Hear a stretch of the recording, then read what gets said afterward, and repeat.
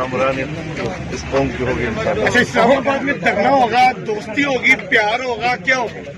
اسلام آباد میں ہم اپنے مطالبات رکھیں گے اور پوری قوم کا جو احتجاج ہے اور جو مطالبہ ہے وہ سب دنیا کے سامنے آئے گا۔ نہیں، ایک دوبارہ آپ کا جو دھرنا ہے، آزادی مارچ ہے، اس میں کتنی حد تک آپ کو کامیابی کی امید ہے؟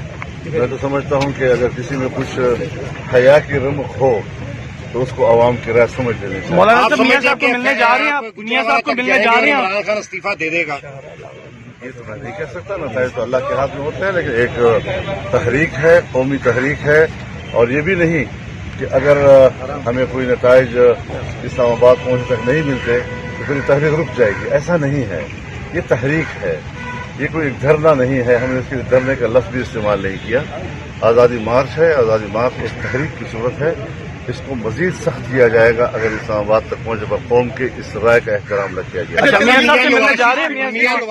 میاں نواز شریف سے یہ بتائیے کہ کہا جاتا ہے کہ آپ اسلام آباد جائیں گے مگر دھرنا نہیں دیں گے، کچھ دیر خطاب کریں گے پھر آ جائیں گے، یہ کیا اصل تفصیل کیا ہے؟ آپ کو اپنے میڈیا کی دنیا میں اس قسم کے توہمات پھیلانے کی مبارک ہو، لیکن ہمارے عزائم اس سے زیادہ میاں نواز شریف سے ملنے جا رہے ہیں آپ؟ میں جانا چاہتا تھا، لیکن ان کے ڈاکٹر صاحب نے رابطہ کیا اور ان کی جو وہاں کنڈیشن ہے اس حوالے سے ان کی رائے یہ تھی کہ ہم ان کی ملاقات جو ہے وہ ابھی تک لوگوں سے آئسولیٹڈ ہیں اور ان کی علاج کا تقاضا یہ ہے۔